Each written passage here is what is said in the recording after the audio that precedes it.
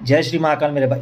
ये video simple, जो छिंदवाड़ा में अभी खांसी की दवाई खाने के बाद जो बच्चों की मौत हुई, बहुत बड़ा मामला है और तूल पकड़ते जा रहा है। अब अपन बात करते हैं कि ऐसा हुआ क्यों, आखिरकार इसमें किसकी गलती है, और जो मेडिसिन बनती है, चाहे वो कोई भी मेडिसिन हो, वो ह्यूमन तक आने के लिए कितनी चीज़ों से गुजरती है। उसके बाद अपने को ये पता चलेगा इसमें कि डॉक्टर का इन्वॉल्वमेंट कहाँ होता है मेडिसिन के नाम पे, कि डॉक्टर मैन्युफैक्चरिंग जब से हो रही है, डिस्कवर हो रहा है। तो एक एक पार्ट बाय पार्ट अपन इस वीडियो में डिस्कस करेंगे। आपका कोई क्वेश्चन होगा तो आप मुझे क्वेश्चन कर लेना। सिंपल सीधी बात है, मैं ये वीडियो इसलिए डाल रहा हूँ ताकि जो आप लोग कई बार अपने मन से दवाई ले लेते हैं, कई बार आपके यहाँ जो क्वैक डॉक्टर्स हैं उनके यहाँ आरएमपी डॉक्टर्स हैं उनसे दवाई ले लेते हैं, और कई बार ये होता है कि कुछ अपने पास दवाई रहती है तो अपन खा लेते हैं। तो इसमें आपका कितना नुकसान है और क्या होता है, और ये बताइए। चाहूँगा कि मैं जो कफ सिरप है, वो कफ सिरप के साथ और क्या साजिद दवाइयाँ हैं, जितनी भी दवाइयाँ अपने मेडिकल स्टोर्स पे है, क्या वो सारी की सारी जेन्युइन, और उसकी रिपोर्ट कौन, कैसे आपके पास ये आती है, उसके बारे में बात करेंगे। तो देखिए, ड्रग्स की बात करता हूँ, दवाई को लिए सीधी सीधी बात है, केमिकल। तो सबसे पहले क्या होता है, ड्रग्स की डिस्कवरी होती है। जैसे कि अभी आपने सुना होगा कि रूस ने अभी एक कैंसर वैक्सीन निकाली, तो उसकी ह्यूमन ट्रायल चल रही थी। ह्यूमन ट्रायल तो पहले तो डिस्कवर किया साइंटिस्ट ने, तो ये क्या होता है, सबसे स्टेज रहता है कि भाई चलो मैं हूँ या आप है, आप में से कोई है कि उसने कोई एक नई ड्रग्स या फिर कॉम्बिनेशन कुछ ईजाद किया, वो दवाई आपने ईजाद करी, तो आप क्या करोगे, उसमें भी आदमी को टाइम लगता है 1.5 से 2 साल। ठीक है, पहली चीज़ हो गई। अब उसके बाद क्या होता है, ड्रग का होता है pre clinical trials. Pre clinical trials बोले तो ये होता है एनिमल्स के ऊपर, जैसे कि पहले वो चूहे वूहे के ऊपर और इन सब चीज़, डॉग वगैरह या रैबिट वगैरह, ये सब चीज़ें हैं, इन लोगों के ऊपर टेस्ट किया जाता है। इसमें देखा जाता है कि कोई दवाई के साइड इफ़ेक्ट है कि नहीं। जो अपन दवाई खा रहे हैं, पहले जानवरों के ऊपर कैसा काम कर रही है, उसके बाद इंसानों की बात होती है। तो पहला आपको बताया था कि ड्रग की डिस्कवरी होती है, मतलब जो ड्रग बनाता है उसने अपना ड्रग बनाया, उसके बाद उसको वो ट्रायल करेगा लेबोरेटरी में, किसके ऊपर, जानवर के ऊपर। तो ये उसका सेकेंड फेज़ होता है। ठीक है, फिर सेकेंड फेज़ हो गया, उसके बाद होता है तीसरा फेज़, होता है क्लिनिकल ट्रायल्स, जो ह्यूमन टेस्टिंग होती है। तीसरा चरण है भाई ह्यूमन टेस्टिंग का। उसमें फेज़ वन में 20 से लेकर 100 आदमी, हेल्थी पर्सन, जो अपने आप को लिख के देता है कि हाँ आप मेरे ऊपर ह्यूमन ट्रायल्स करा सकते हो, उनको कुछ पैसा वैसा भी दिया जाता है। तो पहले होता है 20 से लेकर 100 आदमी के ऊपर ये टेस्ट, और सेफ्टी डोसेस के साथ। फिर उनको ऑब्जर्वेशन में रखा जाता है। ऑब्जर्वेशन में मान के चलो कि फेज़ वन जो होता है, 20 से लेकर 100 लोगों में से अगर मेडिसिन ने सही चीज़ कर ली है तो वो हो गया। अब फेज़ आता है दूसरा, जिसमें होता है 100 से लेकर 300 पेशेंट की मेडि जो आपने मेडिसिन दी है, वो मेडिसिन कितनी कारगर है, और ज़्यादा लोगों के ऊपर देखा जाता है परसेंटेज वाइज। उसके बाद फेज़ होता है तीसरा, और तीसरा फेज़ में 1000 पेशेंट के ऊपर और लोगों के ऊपर ये दवाई की टेस्टिंग की जाती है, इफेक्टिव, साइड इफ़ेक्ट्स, ये सब चीज़ें करने के बाद। इसमें भी 4 से 6 साल का टाइम लग जाता है। फिर आता है, ये सब कुछ हो गया, अपना ट्रायल वायल हो गया, पूरी फाइल बनती है मेरे भाई, जिसके ऊपर ट्रायल किया गया है, कैसा क्या है, ऐसा इसका प्रोसीजर है। मगर अपने यहाँ फॉलो होता है कि नहीं, वो अपन नहीं बोल सकते क्योंकि अपन उसमें नहीं है। फिर आती है रेगुलेटरी अप्रूवल। अब ये रेगुलेटरी जो अप्रूवल है, वो अपने यहाँ सारे क्लिनिकल ट्रायल्स की रेगुलेटरी अथॉरिटी इंडिया में सी डी एस सी ओ और DGCI के ऊपर है। ठीक है, तो इनको भी 1 डेढ़ साल लगता है दवाई को अप्रूवल देने के लिए। उसके बाद जब ये अप्रूवल देते हैं तो उसके बाद मैन्युफैक्चरिंग में जाती है, और क्वालिटी कंट्रोल उनको दिया जाता है कि यार क्वालिटी कैसी है दवाई की, और सेफ्टी कैसी है। मतलब कई बार होता है ना कि रैपर में कोई दिक्कत तो नहीं है, पानी से ख़राब तो नहीं हो गई, किसी और चीज़ का एयर में कोई रिएक्शन हो जाए तो दवाई में कुछ ऐसा ना हो जाए। तो उसकी मैन्युफैक्चरिंग और पैकिंग के ऊपर बिल्कुल ध्यान से, आपने देखा होगा प्रीमियम पैकेटों में आती है कई महंगी मेडिसिन। फिर आता है भैया पैकेजिंग और डिस्ट्रीब्यूशन। फिर आदमी पैक कर देता है, जिसने दवाई, जो कंपनी है उसे पैक की, और पैक करने के बाद भेज देती है। उसके बाद भी जब अपन पैक करके भेज देती है कि आदमी ले रहा है, यूज़ कर रहा है कि नहीं यूज़ कर रहा है, तो उसके बाद भी उसमें एक और चरण होता है कि उसके बाद वो देखते हैं कि क्या हमारी दवाई का रिस्पॉन्स है, कि उसका कैसा क्या आ रहा है बाद में कोई और। ठीक है, तो फिर इसमें गवर्नमेंट कंपनी अभी वो जैसे कि DCI अपना ड्रग्स इंस्पेक्टर वगैरह होते हैं, DI वगैरह, वो सब चीज़ों का जांच पड़ताल करते हैं। तो भाई 10 से 12 का टाइम लग जाता है काय में, 10 से 12 साल एक दवाई की डिस्कवरी से लेकर उसका डिस्ट्रीब्यूशन तक 12 साल लगता है। और ना जाने हिंदुस्तान में ऐसी कितनी कंपनी रजिस्टर्ड है। मैं इसलिए आपसे बोलना चाहता हूँ क्योंकि और कफ सिरप से हुआ, आने वाले टाइम में और शायद किसी और चीज़ से हो जाए। तो आपको किन चीज़ों का ध्यान रखना चाहिए, और जो बॉडीज बीच में जो भी है, डॉक्टर तक वो दवाई, डॉक्टर के पास आने से ले तक, उसके बाद सब चीज़ों का जो है उसमें बीच में कल्पेट कौन है और जिसको बचाने की कोशिश की जा रही है। साफ साफ सिंधी अक्षर में बात करता हूँ। अब गवर्नमेंट बॉडी जो इन्वाइज होती है भाई, वो ICMR होती है, इसमें Indian council of medical research, ये इसमें इंक्लूड होती है, एक गवर्नमेंट की संस्था, ठीक है, जो क्लिनिकल रिसर्च गाइडलाइन बताती है और उन सब चीज़ों को देखती है। दूसरी अथॉरिटी होती है इसमें DGCI, drug controller general of India, और general drug standard control organisation. तो ये 2 बॉडीज़ और रहती हैं इसमें। ये क्या करती हैं, ये अप्रूव देती है न्यू ड्रग्स को, क्लिनिकल ट्रायल्स को, और इम्पोर्ट एक्सटेंस का मेडिसिन का है वो देती है।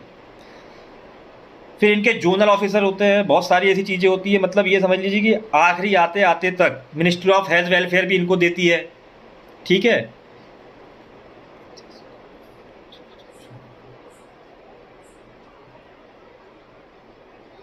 तो ये सब चीज़ें NPPA, national pharmacological practicing authority, ये सब देने के बाद आयुष मिनिस्ट्री तक देती है, तब जाके एक ड्रग आती है इंसान के पास, ठीक है। अब मैं बात करता हूँ यार, इन सब पूरी बॉडीज़ में ना तो डॉक्टर ड्रग बनाने गया, ना डॉक्टर ने ड्रग डिस्कवर करी, ठीक है, ड्रग डिस्कवर नहीं करी आपने। उसके बाद ना डॉक्टर ने उनके क्लिनिकल ट्रायल्स देखा, अब ये भी काम डॉक्टर कर लेगा, ना क्लिनिकल ट्रायल्स देंगे, ठीक है, ना आप किसी भी कंपनी को रजिस्टर्ड करने के बाद उसके को प्लेटफॉर्म पे उसका डाटा शो करते हो। आपका डाटा फाइल में है, मगर हमको तो नहीं पता कि डॉक्टर को फाइल प्रोवाइड की जाए तो हम एक रेशो देखें कि भाई ये दवाई का क्या इफेक्ट है, क्या साइड इफेक्ट है। तो वो मैं ये डॉक्टर होने के बाद ये भी नहीं बोल रहा कि डॉक्टर उनकी गलती थी। अब उसमें भी दिक्कत क्या है कि अगर मान के चलो कुछ अच्छी कॉस्टली मेडिसिन लिख दे डॉक्टर, तो लोग लड़ने आ जाते हैं कि ये बताओ डॉक्टर का कोई परसेंटेज होगा, ये कोई दवाई 5 रुपये की मिल जाती है, ये दवाई 35 रुपये की क्यों मिल रही है, क्वालिटी और जो वो होता है ना, ये सारी जब महंगी दवाई होती है तो उन सब चीज़ों में होता है। और जो जेनरिक के चक्कर में आजकल में हो सकता है, क्योंकि हिंदुस्तान में ना जाने कितनी कंपनियां रजिस्टर्ड है, ठीक है। तो मैं इस वीडियो के जरिए आपको कुल मिला के ये बोलना चाहता हूँ कि डॉक्टर साहब का क्या होगा वो तो कोर्ट केस है और सब कुछ है, मगर DI जो सेंट्रल ब्यूरो में रहते हैं, जो संभाग स्तर पर रहते हैं, मेरे को भी पता है कि ड्रग इंस्पेक्टर कैसे काम करते हैं और क्या नहीं करते। और इतनी सारी दवाइयाँ कि स्टॉक मेंटेन, आपने जो जेनरिक मेडिसिन के नाम पे हिंदुस्तान में एक भूम लेके आया ना, उसको थोड़ा सा आपको धीरे करना चाहिए था, ठीक है। तो दुखद तो घटना है, मगर दुखद घटना के साथ साथ आप लोगों को और एक चीज़ को लेके अवेयर करना चाहूँगा। मैं ज़्यादा आपको लंबा खींचूंगा नहीं। सबसे पहली बात तो आप अपनी भी मर्जी से कोई भी दवा ना खाएं, बंद कर दें। कोई भी दवाइयाँ अपनी मर्जी से बिना किसी डॉक्टर को दिखाए आप अगर दवाई खाते हैं तो आप वो बंद कर दीजिए। आपको नहीं पता कि उसका साइड इफ़ेक्ट कब हो जाएगा। दूसरी चीज़, मेडिकल स्टोर पर जाते हो, मैं ये नहीं बोलता कि उनको ना इमरजेंसी है तो कोई, मगर कोई डॉक्टर अगर आपके पास अवेलेबल है या आपका कोई फैमिली डॉक्टर है, इसलिए बोलता हूँ कि आज के डेट में अपना एक फैमिली डॉक्टर बना के रखो जिससे आप कॉल पे कंसल्ट कर सको, ठीक है। वो चीज़ हो गई। तो वो आप मेडिकल स्टोर से भी अननेसरी की दवा चीज़ बता के मेडिसिन नहीं लें तो आपके लिए अच्छा है, बाकी वो आप लोगों की जो इच्छा है वो आप देख लें। और लास्ट फुल एंड फाइनल, बच्चों से इन चीज़ों को दूर रखें। और हाँ, अभी छोटे बच्चे होते हैं तो इम्यून सिस्टम थोड़ा बहुत आदमी बच्चों को लेके डर भी जाता है, तो अभी तो फिलहाल कफ सिरप पीने से बच्चों को बचाएं। और अब ठंडा आने वाली है तो और दिक्कत होगी कोल्ड में, तो मेरे भाई थोड़ा सा छोटे बच्चों का अच्छे से ख्याल रखें। और आने वाले टाइम में ऐसी हरकत ना हो दोबारा, क्योंकि बहुत बड़ा हो गया है। मतलब आप समझ जाइए कि वो अकेली अगर वो ड्रग्स अगर छिंदवाड़ा और MP में ही है, अगर कोई और जगह होगी तो भले उससे किसी का अभी नहीं हो पाया, मगर कुछ आने वाले टाइम में हो सकता है कि वो किडनी फेल्यूर एकदम से लोगों को हो गया, इनको थोड़ा स्लोली करे। तो ड्रग अथॉरिटी ऑफ इंडिया कम से कम डिस्ट्रीब्यूशन, इनका रिसर्च, इनकी टेस्टिंग, इनकी एक पूरा फार्म आप बताएं, ताकि हमारे पास भी MR आए तो MR हमको पूरा का पूरा एक मेडिसिन के ऊपर टाइम दें और बताएं कि सर हमने ये रिसर्च किया है, ये बिल्कुल पब्लिक है और ये ह्यूमन ट्रायल्स है, ये सब सारी चीज़ें हैं। तब जाके शायद ये हो जाएगा। उसमें भी थोड़ी सी चीज़ें और बिगड़ सकती हैं या और अच्छी बन सकती हैं, मगर आप लोगों से रिक्वेस्ट रहेगी आयुर्वेदिक मेडिसिन के ऊपर थोड़ा सा ज़्यादा ट्रस्ट करें। लॉन्ग टाइम चलना है तो एलोपैथिक मेडिसिन खाते हैं तो किसी भी अच्छे डॉक्टर को दिखा के उससे कंसल्ट करके दवाइयाँ लें।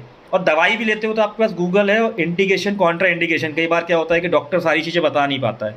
अगर आप कोई मेडिसिन लेके आए हो डॉक्टर से, तो आपको अगर कुछ ऐसी चीज़ें आ रही तो उसके सिम्टम्स क्या होते हैं उसके बारे में थोड़ा सा नॉलेज आप रखेंगे तो आपके लिए सबसे बेटर ऑप्शन। तो देखा मैंने कि कल आयुष अपने डॉक्टर्स हैं जितने भी छिंदवाड़ा में, उन लोगों की हड़ताल थी। अब डॉक्टर के सपोर्ट में थी कि काय में थी, फिर कुछ मेडिकल एसोसिएशन वालों ने भी उसमें क्या किया, बंद का आह्वान किया। डॉक्टर साहब की मेरे हिसाब से तो कोई गलती नहीं है, क्योंकि अगर डॉक्टर ब्रांडेड दवाई लिखता है तो लोग बोलते हैं कि डॉक्टर का कमीशन होगा। फिर उसके बाद क्या है कि डॉक्टर सबसे पहली प्राइमा फेस आपको बताया मैंने, डिस्कवरी से लेकर डिस्ट्रीब्यूशन तक, इस बीच में डॉक्टर्स का कोई रोल नहीं है। सब गवर्नमेंट बॉडीज़, सब drug authority of India and सब चीज़ों के हाथ में रहता है। इनमें ह्यूमन ट्रायल, एनिमल ट्रायल से लेकर हर चीज़ का एक चीज़ का डाटा देना पड़ता है कंपनी को। अब वो देती है कि नहीं देती, और अननेसेसरी पता नहीं कितनी सारी मतलब मैं इस चीज़ पे घुसना नहीं चाहता, बहुत बड़ी चीज़ है, और इस चीज़ के ऊपर बोलना अगर चालू करूँगा तो हो सकता है कि मेरे दुश्मन बढ़ जाए भाई। बहुत बड़ा इंडस्ट्री है भाई, ड्रग के ऊपर हम बात नहीं कर सकते, हम तो बहुत छोटे मोटे डॉक्टर हैं। मगर फिर भी एक बार मैं आप लोगों से बोलूँगा कि ऐसी हानि, ऐसी दुर्घटना और दूसरी जगह ना हो। तो जो ड्रग्स आप अपने बच्चों को दे रहे हैं उसके बारे में थोड़ा सा उसकी क्या बोलते हैं, इंडिकेशन क्या है, कॉन्ट्रा इंडिकेशन क्या है, क्या उसके साइड इफ़ेक्ट है, क्या उसके इफ़ेक्ट है, अगर आप ये चीज़ें देख के मेडिसिन के बारे में थोड़ा बहुत नॉलेज रखोगे। ऐसा नहीं है कि मेडिसिन के बारे में पढ़ लिया तो डॉक्टर बन गए, मगर थोड़ा बहुत आपको बेसिक मेडिसिन का ज्ञान होना चाहिए। और बच्चों को 10 साल 15 साल के बच्चों को अगर सीवियर केसेस या सीवियर बीमारी नहीं है तो बच्चों को थोड़ा सा अपना बॉडी को एटमॉस्फेयर के साथ हील होने दिया करो। आप काढ़े फाड़े, जैसे कि आपको लगता है कि बच्चे को सर्दी खांसी है तो ये काढ़ा या फिर कुछ चाटन फाटन जो बनते हैं आयुर्वेदिक में, अपन इतना ज़्यादा जानते नहीं है, उन चीज़ का यूज़ करना चालू करिए। क्योंकि मैंने आपको जो चीज़ बताई है, मैंने आपको पहले ही आपने देख लिया कि इसमें मैंने साफ साफ बता दिया है कि ये वो चीज़ है, ये चार्ट जिसमें ड्रग्स लेके बनने से लेकर सारी चीज़ें होती है। और मैंने आपको एक चार्ट और दिखाना था, अब वो चार्ट मैं आपको दिखाता हूँ। वो है ये सारी गवर्नमेंट बॉडीज़ हैं बॉस, जो इंडिया में ड्रग्स बनने से लेकर मैन्युफैक्चरिंग तक ये सारी गवर्नमेंट बॉडीज़ हैं। आप देख लो और पढ़ लेना इनके बारे में, ये क्या करते हैं क्या नहीं करते हैं। क्या इनने अपना काम सब किया? नहीं किया, फंसा डॉक्टर। और ये नहीं बोल रहा हूँ कि डॉक्टर सारे ही, हो सकता है एक दो हो, मगर मैं ये नहीं बोलूँगा। मगर आप लोगों से यही रिक्वेस्ट रहेगी कि थोड़ी बहुत चीज़ें अपने हिसाब से भी करें, अपने स्तर पे भी। और मैं राजनीतिक पार्टियाँ जितनी भी है, चाहे कांग्रेस हो या बीजेपी, मेरे को एक चीज़ समझ में नहीं आती कि हो जाता है उसके बाद आप लोगों को क्या नहीं समझ में आता है कि आप हमेशा हर जगह पे राजनीति नहीं घुसेड़नी चाहिए भाई। बस मैं ये चाहूँगा कि हर जगह राजनीति ना घुसेड़ो, तो मेरे हिसाब से अच्छा है देश के लिए। गलती हुई है, गलती को एक्सेप्ट करो। जिन लोगों के ऊपर है सीबीआई जांच बिठा दो, आप सारी चीज़ें खुल के आ जाएगी। हाँ, आप लगाओ उसके ऊपर मर्डर का चार्ज लगाओ आप कंपनी के ऊपर, कंपनी ने कैसी मैन्युफैक्चरिंग करके दी। उसके एमआर जितने भी उसके मैन्युफैक्चर थे, जितनी भी कंपनी थी फैली, उनके सारे उन लोगों को, यार मतलब कंपनी बेचने वालों को ही नहीं पता है कि इसमें इतने % डाइक्लोनिल ये कंपोनेंट मिला हुआ है कि इससे बच्चों की किडनी फेल हो जाएगी।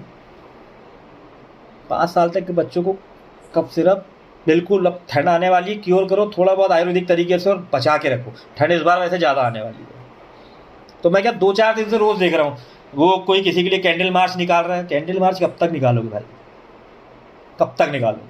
निर्भया के टाइम पे कैंडल मार्च निकाले, कितने साल तक निकाले, अब जाके उसका फैसला आया। ये कैंडल मार्च निकाल के आप भूल जाओगे। आपको ड्रग अथॉरिटी ऑफ इंडिया और इन सब चीज़ में बीच में भेले भगत लोग हैं ना, उन लोगों के बारे में आपको पूरा एक बार स्क्रूटनी करनी पड़ेगी बॉस। अरे सब चीज़ से खेल लो यार, हम खराब रोड पे चल जाएंगे, हमें कोई दिक्कत नहीं है। हम साला अगर ये सब चीज़ें लाइफ के साथ जुड़ी हुई है तो बस मेरे भाई वीडियो अच्छा लगे तो वीडियो को शेयर कर देना, लाइक कर देना। और मेरा चैनल मोनेटाइज हो गया इसमें, तो मैं ऐसी लाइव आता हूँ। वैसे तो मैं रिएक्शन वीडियो डालता हूँ, मगर इसके ऊपर रिएक्शन देना मेरा बहुत ज़रूरी था। तो बच्चों को कफ सिरप से दूर रखे मेरे भाई। मैं चलता हूँ, आज वैसे भी है करवा चौथ, और तुमको पता है शायद मेरी भी 4 महीने पहले शादी है, तो करवा चौथ मनाना है मेरे भाई। अब मैं यहाँ भी बोलूँगा तो बोलेगी कि बस यही बचा है तुम्हारे पास आज का दिन, तो मेरे लिए तो ठीक, कोई दिक्कत नहीं। जय श्री महाकाल, जय श्री महाकाल।